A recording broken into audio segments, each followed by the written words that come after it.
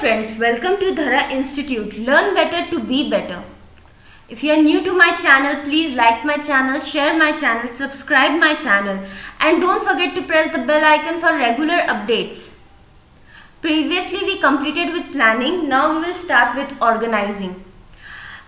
इस चैप्टर के notes, MCQs, mind maps सब मेरे टेलीग्राम ग्रुप में मैं आपको शेयर करूंगी. इवन आपके जो डाउट्स होंगे इस चैप्टर के रिगार्डिंग आप प्लीज़ मुझे वहाँ पर पूछ लीजिएगा. मैं आपको 1 to 1 आपके डाउट्स भी सॉल्व करूंगी. So let's get start. Meaning of organising. Organising is a process of identifying and grouping the work to be performed. Okay, इसका मतलब क्या हो गया? ऑर्गेनाइजिंग का मतलब क्या होता है? ऑर्गेनाइजिंग हमें ये बोलना चाह रहा है ये एक टाइप का प्रोसेस है. ये एक टाइप का प्रोसेस है जहाँ हम चीज़ों को आइडेंटिफाई करते हैं एंड ग्रुप करते हैं. कौन से टास्क को कैसे परफॉर्म करना है वैसे. जैसे कि अगर आप देखो एक बड़े ऑर्गेनाइजेशन में क्या क्या डिपार्टमेंट हो सकता है. एक परचेज का डिपार्टमेंट हो सकता है. ओके, एक प्रोडक्शन का हो सकता है, एक सेल का हो सकता है, एक मार्केटिंग का हो सकता है, एक कस्टमर सर्विस या कस्टमर के जो भी क्वेरीज है उसको सॉल्व करने के लिए डिपार्टमेंट हो सकता है. तो हम the very first thing organising में क्या है, कौन सा चीज़ें किसके अंडर आता है या कौन सा टास्क किस डिपार्टमेंट को करना है वो ऑर्गेनाइजिंग डिसाइड करता है. जैसे कि रिसोर्सेज परचेज करने का काम परचेज डिपार्टमेंट का है, तो ऑर्गेनाइजिंग हेल्प करता है ये आइडेंटिफाई करने में कि ये कौन सा डिपार्टमेंट के अंदर जाएगा. सेकेंडली, वो रिसोर्सेज जब परचेज कर लेते हैं, जो भी हम लोग को रिसोर्सेज खरीदना है वो रिसोर्सेज परचेज करने के बाद उसे प्रोडक्शन में भेजते हैं प्रोसेस करने के लिए. अगेन ऑर्गेनाइजिंग क्या करता है, हमें हेल्प करता है ये चीज़ आइडेंटिफाई करने के लिए कि ये जो प्रोसेसिंग है वो किसके डिपार्टमेंट में आता है. देन प्रोसेसिंग होने के बाद जब वो प्रोडक्ट फिनिश गुड बन जाता है तो हम लोग उसे सेल कर देते हैं. हम लोग एडवर्टाइजमेंट करते हैं बिकॉज वो चीज़ ज़्यादा से ज़्यादा पॉपुलेशन को पता हो एंड वो बिके. एंड देन अगर कस्टमर को कोई भी कंप्लेंट्स है वो हम लोग कस्टमर सर्विस में सॉल्व करते हैं. तो organising, the very first thing organising help करता है हमें is to identify and grouping the work to be performed. Okay, defining and delegating responsibility and authority and establishing relationship for the purpose of enabling people to work most effectively together in accomplishing objective. तो ये क्या कहने का कोशिश कर रहा है? The very first thing वो आइडेंटिफाई करता है एंड ग्रुप करता है कि कौन से डिपार्टमेंट को कौन सा टास्क परफॉर्म करता है. सेकेंडली, वो हर एक डिपार्टमेंट का हेड एलोकेट करता है एंड उसको एक पर्टिकुलर ऑथोरिटी देते हैं. ऑथोरिटी दिया जाता है, ठीक है, ऑथोरिटी दिया जाता है कि वो जो भी उनके अंडर लोग हैं उसको किस तरीके से उनको काम करना है, किस तरीके से उसे रिस्पॉन्सिबिलिटी एलोकेट करना है वो देखेंगे. एंड इवन वो इन लोग ये ऑर्गेनाइजिंग एक और चीज़ लुकआउट करता है कि सारे डिपार्टमेंट के अंदर एक हेल्दी रिलेशनशिप रहे, फ्रेंडली रिलेशनशिप रहे. इवन जो डिपार्टमेंट के जो हेड है और जो उनके अंदर एम्प्लॉयज़ काम कर रहा है वहाँ पर भी एक हेल्दी रिलेशनशिप मेंटेन रहे. ये चीज़ का भी ऑर्गेनाइजिंग लुकआउट करता है. द रीज़न बिहाइंड कि हेल्दी रिलेशनशिप क्यों रहे इज़ वेरी सिंपल. अगर कोई भी डिपार्टमेंट का किसी भी डिपार्टमेंट के साथ कॉन्फ्लिक्ट होगा तो वो टाइम टू टाइम चीज़ें पास ऑन नहीं करेगी, जिससे क्या होगा, हमारा सेल अफेक्ट होगा. जिससे क्या होगा, हमारा सेल अफेक्ट होगा और अल्टीमेटली हमारा जो ऑर्गेनाइजेशन का ऑब्जेक्टिव है प्रॉफिट का, वो अफेक्ट होगा। और हम लोग अपना जो गोल है, जो मेन गोल है ऑर्गेनाइजिंग का, वो हम लोग अचीव नहीं कर पाएंगे। अगर चीज़ों को एक साथ क्लब करें तो it will mean that organising का जो मेन काम है वो आइडेंटिफाई करना है कौन सा टास्क, कौन सा ग्रुप परफॉर्म करेगा। इवन ये लुक आउट करना है कि एक हेल्दी रिलेशनशिप मेंटेन रहे between each department and department के अंदर जो एम्प्लॉयज है उसके बीच में, कि ऑर्गेनाइजेशन का जो गोल है वो अच्छे से अचीव हो सके। I hope this is clear to you. Let's come to the definition. According to Henri Fayol, to organize a business means to provide it everything useful to it, function wise, raw material, tool, capital and personal। Henry Fayol क्या बोलता है, organising का मतलब ये होता है business को एक पर्टिकुलर टाइम में क्या चीज़ की ज़रूरत है वो उसके पास अवेलेबल हो। तो मेनली बिजनेस को क्या ज़रूरत होता है, एक raw material time to time available हो, टूल्स जो जैसे मशीन्स हो गया जो उस चीज़ को प्रोसेस कर सके, कैपिटल मनी के बिना कैसे अपन करेंगे, and personal over here means labours, और भी एक्सेट्रा भी वी शुड पुट कि और भी जो चीज़ें हैं वो चीज़ें भी अवेलेबल होनी चाहिए।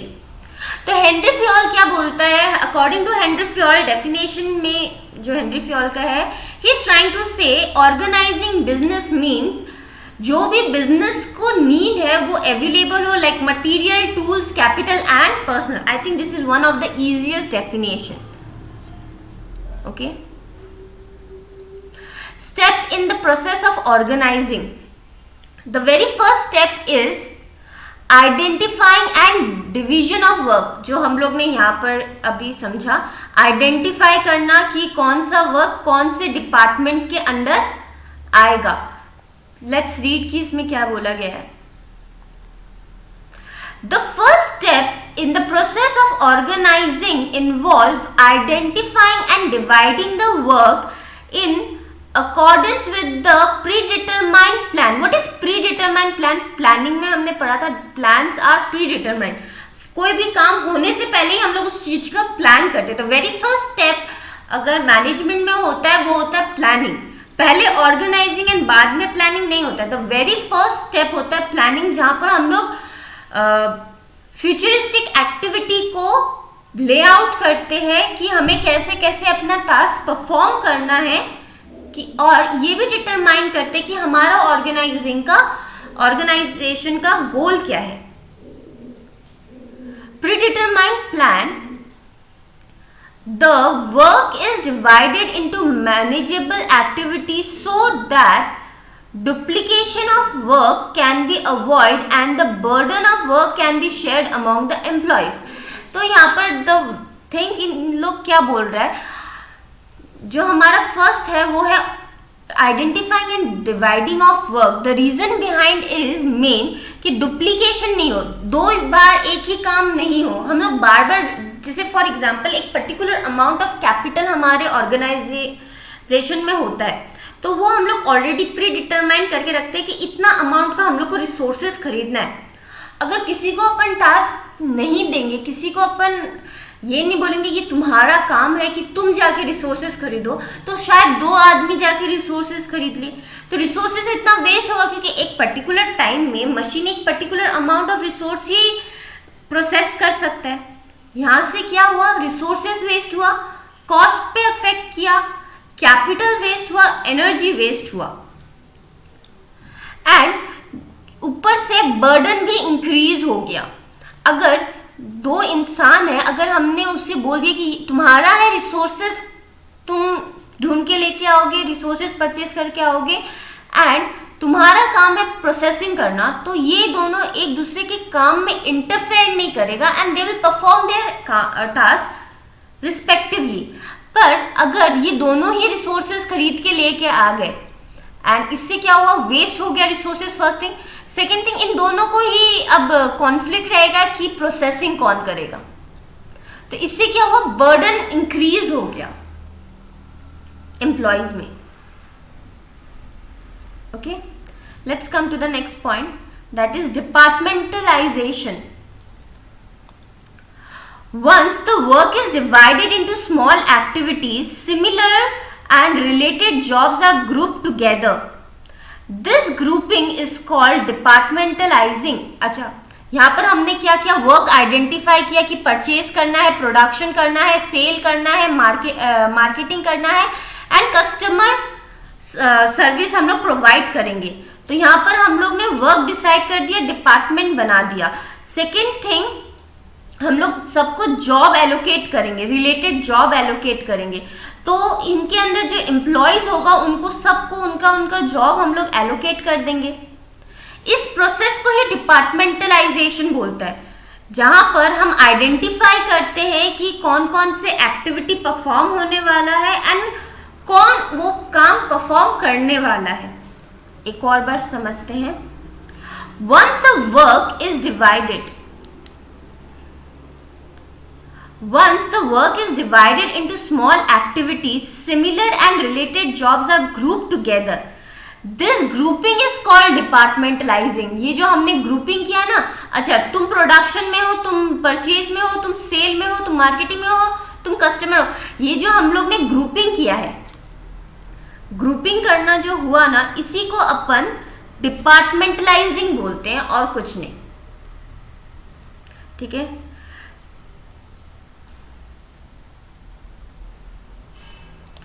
Assignment of duties, I think ये वर्ड से ही हम लोग समझ जाते हैं असाइनमेंट ऑफ ड्यूटीज किसका टास्क है और किसको वो काम परफॉर्म करना है. It is important to state clearly the work of different job position and allocate work according to the employees. Once the department are formed, individual department heads are appointed for each department. The work must be assigned to those who are best fitted to perform it well. The very first point में हमें क्या बोला गया है कि जो main काम है वो है क्लियर करना, वो है क्लियर करना कि कौन वो काम परफॉर्म करने वाला है या फिर काम को एलोकेट करना. ठीक है. सेकेंड में हमें ये बोला गया है हमें डिपार्टमेंटल हेड अपॉइंट करना चाहिए ईच डिपार्टमेंट के लिए. थर्ड में ये जो डिपार्टमेंटल हेड होगा वो बेस्ट फिटेड होना चाहिए. ऐसा नहीं कोई भी लल्लू पंजू को अपन फिट करिए, जो क्वालिफाइड हो, ठीक है, जो स्किल्ड हो, जो मैनेज कर सके चीजों को. वो why we always demand experience लोग, क्यों? क्योंकि उनको काम करने का हैबिट होता है कि चीजों को किस तरीके से हमें फ्लो में रखना है. अगर बाय चांस कोई भी चीज मिस आउट होता है तो उन लोग इतना ज्यादा एक्सपीरियंस होता है कि चीजों को बैलेंस कर सके. Let's come to the next one.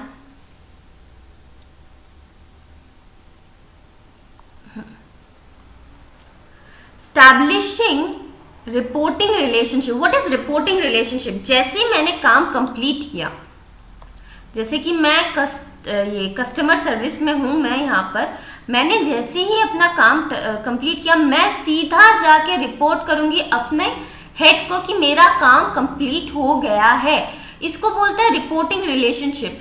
बड़े बड़े फर्म में एवरीडे का काम जो होता है ना, जो भी एम्प्लॉय परफॉर्म करता है, उन्हें उस चीज़ का रिपोर्ट सबमिट करना होता है उनके हेड को, एंड उनसे वो चीज़ को साइन करवाना होता है कि अच्छा मैंने आज पूरे दिन में ये टास्क परफॉर्म किया है.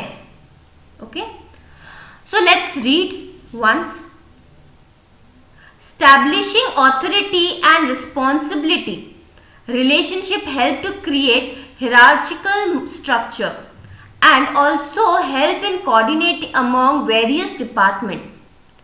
Superior subordinate relationship between different people and job position is to be created so that everybody know from whom he she is to take orders and to whom he she can issue order. Okay, the very first thing they are trying to say is authority और responsibility वाला relationship हमें establish करना होता है कि हमारे पास कितना authority है और हमारे को क्या क्या टास्क परफॉर्म करने का रिस्पॉन्सिबिलिटी है, व्हाट इज आवर वर्क। ठीक है, इससे क्या होगा, एक कोऑर्डिनेशन बना रहेगा ऑर्गेनाइजेशन में और डिपार्टमेंट में। सेकंड, सुपीरियर और सबऑर्डिनेट, मुझे जिसको रिपोर्ट करना है वो मेरा सुपीरियर हुआ। मुझे ए को अगर रिपोर्ट करना है तो ए मेरा सुपीरियर हुआ, और ए को अगर बी से रिपोर्ट मिलेगा तो ये बी ए का क्या हुआ, सबऑर्डिनेट हुआ। मैं जिसको रिपोर्टिंग कर रही हूँ वो मेरा सुपीरियर होगा, मैं जिसे जो मुझसे रिपोर्टिंग पा रहा है, जैसे ए मेरा सुपीरियर हुआ और मैं ए के लिए सबऑर्डिनेट हुई। I hope it's clear. Again I try to explain this portion. मेरा बॉस, जो मेरे बॉस होंगे वो मेरे लिए क्या होगा, जो मेरे बॉस होंगे वो मेरे लिए सुपीरियर होंगे।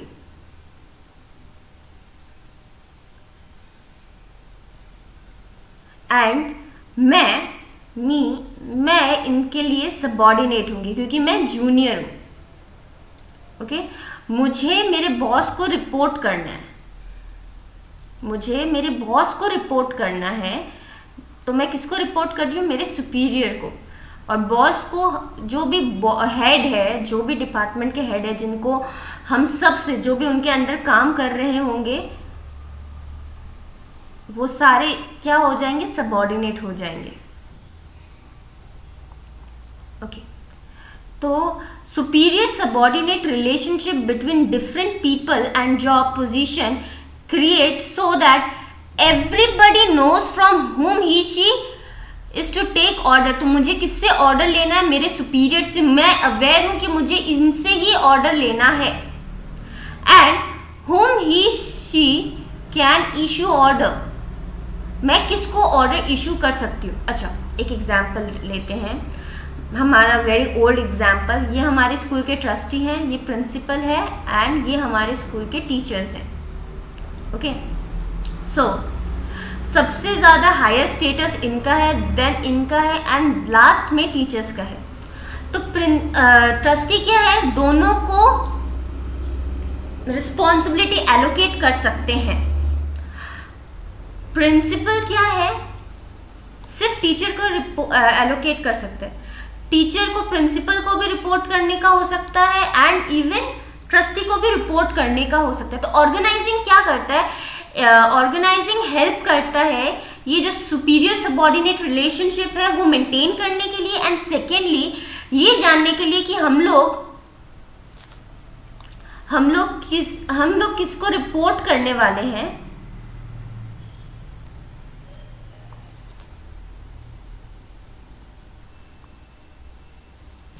हम लोग किसे रिपोर्ट करने वाले हैं और या किससे हम लोग ऑर्डर लेने वाले हैं और किसे हम ऑर्डर इशू कर सकते हैं। जैसे कि जो प्रिंसिपल है वो इसको ऑर्डर इशू कर सकता है एंड ट्रस्टी किसको ऑर्डर दे सकता है, इसको और इसको, दोनों को दे सकते हैं ट्रस्टी।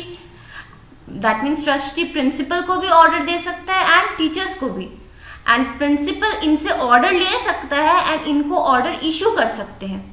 तो ओवर हियर ऑर्गेनाइजिंग के हेल्प से हम लोग क्या चीज़ क्लियर हो गए, ये समझने में कि हम लोग किससे ऑर्डर ले सकते हैं और किससे ऑर्डर इश्यू कर सकते हैं। I hope this is very clear to you.